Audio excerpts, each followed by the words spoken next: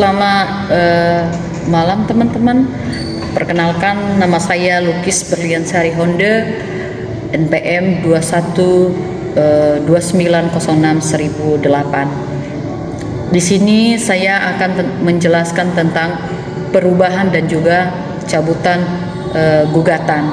Baik, langsung saja teman-teman. Apa sih yang dimaksud dengan mengapa ada perubahan gugatan dan juga mengapa ada cabutan gugatan? Dari sini perubahan gugatan dalam proses hukum di Indonesia mencakup pada perubahan permintaan atau tuntutan yang dilakukan oleh si penggugat dalam gugatannya. Ya, perubahan gugatan sendiri diperoleh apabila penggugat merasa ada hal-hal yang perlu diubah ataupun ditambahkan dalam gugatannya. Jadi itulah perubahan, mengapa ada perubahan gugatan. Ya, jadi di sini saya akan memberikan contoh atau memaparkan kepada teman-teman apa sih hal-hal yang perlu diubah dalam gugatan, dalam suatu gugatan. Ya, misalnya ini ada beberapa hal yang perlu diubah dalam gugatan. Misalnya, penggugat menambah tuntutan hukum baru yang sebelumnya tidak disebutkan di dalam kasusnya, atau mengubah atau mengoreksi fakta-fakta atau bukti yang diajukan dalam gugatan, atau mengubah jumlah tuntutan yang diajukan kepada tergugat.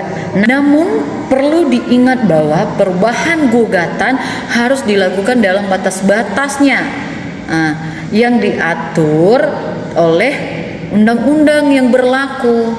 Kemudian jika terlalu banyak perubahan atau perubahan yang dilakukan terlalu banyak, terlalu terlambat, bisa berdampak juga pada kemampuan pengadilan untuk memberikan keadilan atau keterikatan kasus yang sedang dihadapi dengan hukum yang berlaku.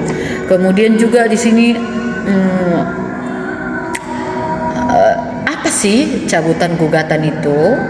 Ya, di sini saya menjelaskan tentang cabutan gugatan. Ya, cabutan gugatan merupakan pernyataan dari penggugat, si penggugat, untuk mencabut tuntutan hukumnya kepada tergugat atau pihak lawan. Ya,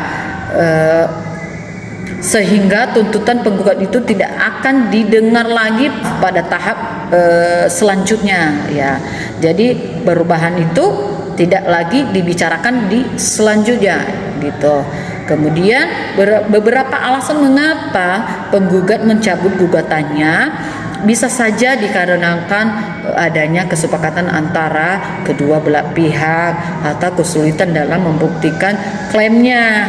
Ya, kemudian ada juga tentang kebijakan penyelesaian di luar dari pengadilan. Kemudian ada juga kerugian ekonomi. Apa sih kerugian ekonomi? Jadi jika si penggugat merasa bahwa biaya atau resiko kerugian ekonomi lebih besar daripada manfaat yang bisa didapat dari kasus tersebut, memperjuangkan gugatannya, dia dapat memutuskan untuk mencabut gugatannya. Juga ada kesulitan dalam membuktikan klaimnya. Kemudian ada perubahan keadaan, gitu. Kemudian ada juga mediasi atau penyelesaian sengketa alternatif lainnya.